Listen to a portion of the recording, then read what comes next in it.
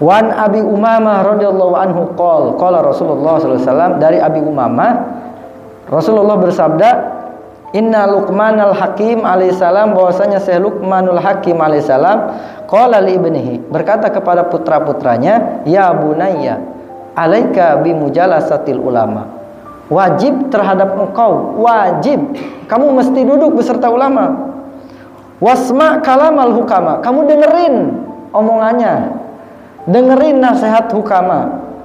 Kenapa? Fa innallaha la yuhyil qalbal mayyita binuril hikmah, karena sesungguhnya Allah Subhanahu wa taala akan menghidupkan hati-hati yang mati dengan cahaya-cahaya hikmah.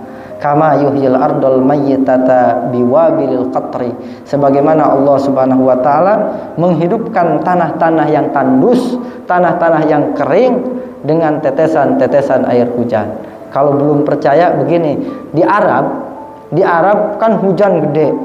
Itu hujan gede kan pada numbuh tumbuh-tumbuhan. Di tengah-tengah padang pasir Allah turunkan hujan, kan numbuh jadi hijau. Gunung-gunung yang tadinya gurun berubah warnanya jadi hijau karena adanya air hujan. Begitu pula hati. Ketika hati diberikan ilmu, hati disiram dengan ilmu, mendengarkan ilmu, maka hati tersebut akan berubah menjadi lembut, hati tersebut akan berubah menjadi istiqomah, hati tersebut akan berubah menjadi hidup walaupun tadinya mati. Maka kita, sudahkah mengajarkan tangan kita untuk berbuat kebaikan? Sudahkah mengajarkan kaki kita untuk melangkahkan ke tempat-tempat yang Allah ridhoi, yang Allah cintai? Sudahkah kuping kita untuk mendengarkan kalam-kalamnya Allah Subhanahu wa taala? Itu kembali kepada diri kita. Obat diri adanya di diri, gitu ya. Obat diri adanya di diri kita. Kita yang bisa menjawab itu semua. Kemudian Wan Ibni Umar radhiyallahu anhuma qol majlisu fiqhin khairu min ibadati sittina sana. Majelis zikir, majelis fikih, majelis ilmu seperti ini itu lebih baik daripada ibadah 60 tahun. Ibadah 60 tahun masih lebih baik kan majelis ilmu gitu. Kebetulan kita lagi ngebahas ilmu, kebenaran aja ngebahas ilmu, maka insya Allah termasuk daripada orang-orang yang mempunyai kebaikan. 60 tahun daripada ibadah kita masih lebih baik. Gitu. Yang ibadah mah 60 tahun ngos-ngosan gitu. Kita mah cuma alhamdulillah Allah berikan hidayah cuma sejam doang, biar kata pantat panas juga, biar kata kaki berganti-ganti gaya juga, alhamdulillah kita mendapatkan kebaikan dibandingkan ibadah 60 tahun. Sampai di sini ya. Ya, sampai sini. Ada yang mau ditanyakan silakan. Tanya Pak Ustaz.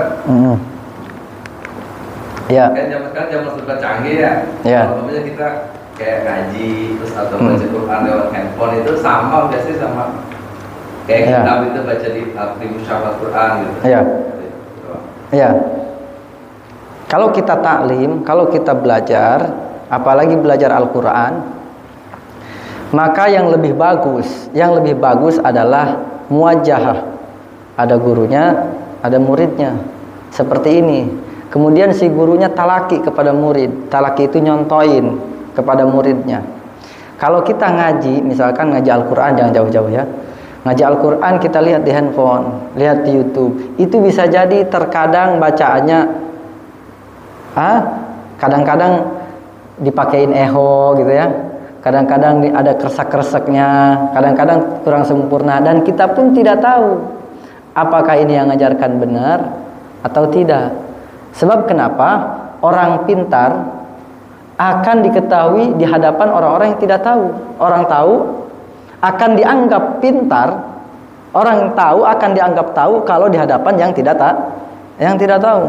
Orang pintar akan dianggap pintar kalau di hadapan orang-orang bodoh.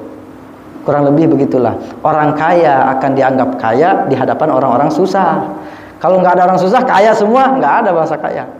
Kita pun kagak tahu, kagak bisa ngaji. Kita lihat di handphone, berarti kan dia ngasih tahu. Belum tentu juga bacaannya betul benar, belum tentu juga. Makanya yang lebih baik, yang lebih bagus adalah tidak ada pembelajaran yang lebih baik, yang lebih utama adalah proses daripada halaqah. Halaqah itu kumpulan seperti ini, muwajahah, saling menatap. Sebab kata Abdullah bin Mas'ud, kita memandang wajah orang alim saja itu udah pahalanya besar. Memandang doang, duduknya doang, berjalannya doang, wah udah luar biasa deh. Sedangkan masakotnya apa kalau lihat di handphone mah? Nggak ada masakotnya, nggak ada kepayahannya. Kan kita beda nggak antara duduk di sini sama di rumah? Beda. Di rumah mah ada nggak masakotnya? Tidak ada. Di rumah sambil tiduran dengerin, Ustadz ngebak-blak aja nih dengerin, gitu. Tapi kalau di majelis kan kita ada masakotnya apa? Nahan pegel pantat, dengerin juga kuping, kan gitu. Masakot al-ujroh biqadril masakoh.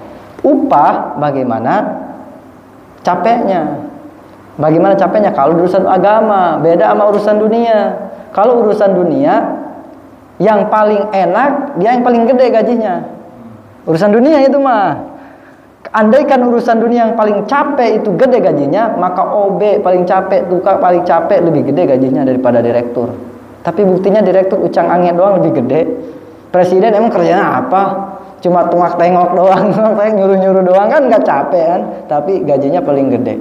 Dunia itu mah. Tapi kalau urusan akhirat, siapa yang paling capek, dialah yang akan diberikan pahala lebih besar oleh Allah Subhanahu wa taala. Adil Allah mah. Emang kita manusia gitu. Jadi belajar secara online itu bukan berarti tidak boleh, bukan boleh-boleh saja. Tapi yang lebih baik, yang lebih bagus selagi kita mampu untuk muwajahah halaqah, duduk di majelis ilmu. Kalau Quran HP dengan Quran ini gimana dan kualitasnya? Sama. Quran handphone sama Quran yang ada pembukaan begini. Kan ada mashab.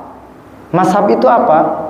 Mashab itu adalah sesuatu yang ditulis dan diniatkan untuk dibaca, baik berupa lembaran kertas atau berupa pelepah kurma atau berupa kulit dan sebagainya. Kalau handphone bagaimana? Kalau handphone kan di situ handphone sifatnya itu digital. Handphone itu sifatnya digital. Di mana-mana itu handphone dibuka aplikasinya, kata ulama, sebagian ulama, nah itu berubah jadi mashab. Di mana-mana aplikasinya dibuka kan, itu sifatnya jadi mashab. Tapi di mana-mana itu handphonenya ditutup, hilang mashhabnya. Kok bisa hilang? Mana tulisannya? Ada nggak tulisannya? Orang ditutup, dibuka-buka juga ada aplikasi Facebook segala macam kan gitu. Dimatiin. Itu bukan jadi mashab. Berarti boleh nggak kita pegang handphone yang ada Al-Qur'annya? Ya boleh saja, selagi Al-Qur'annya tidak dibuka. Tapi kalau dibuka aplikasinya, ada bacaannya, itu termasuk kepada ta'rif mashab. Mashab itu apa? Mashab itu adalah tulisan ayat-ayat Al-Qur'an yang diniatkan, yang diperuntukkan untuk dibaca. Fungsinya kan untuk dibaca. Kita buka Al-Qur'an yang ada di handphone pula, dibacakan sama kita. Ya kecuali buat hiasan doang, boleh itu mah tanpa punya wudu pun nggak apa-apa disentuh. Mana kaligrafi, orang bikin kaligrafi di dinding-dinding kayak di Mekah masjidnya kan, itu bukan mashab, bukan termasuk mashab. Sebab itu mah hanya sebagai tabaruk saja, ditulis sengaja tabaruk, bukan untuk dibaca. Lagian juga kita mau baca, mau ngerti. Baca yang begini saja kita susah, apalagi baca yang kaligrafi. Bukan untuk dibaca. Berarti kita nyentuh tembok mah boleh yang ada kaligrafinya. Foto dinding kaligrafi Arab boleh kita sentuh, karena itu mah bukan diniatkan untuk dibaca. Beda halnya kalau diniatkan untuk dibaca. Itu tarifnya begitu, Ustaz. Berarti harus punya wudu juga ya? Harus punya wudu. Ya, megang handphone harus punya wudu kalau sedang buka aplikasi mashhabnya Al-Qur'an, walaupun cuma selembar doang.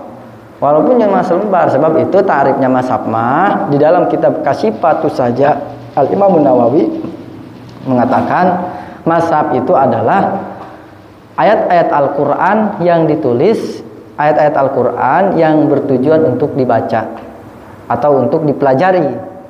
Bisa jadi dibaca atau dipelajari. Harus punya wudu. Kalau kagak punya wudu, ya doraka. Orang Sunda mah awas lo budug sia gitu. Budug. Megang Al-Qur'an kagak punya wudu, budug. Bukan itu maksudnya mah dosa lah gitu.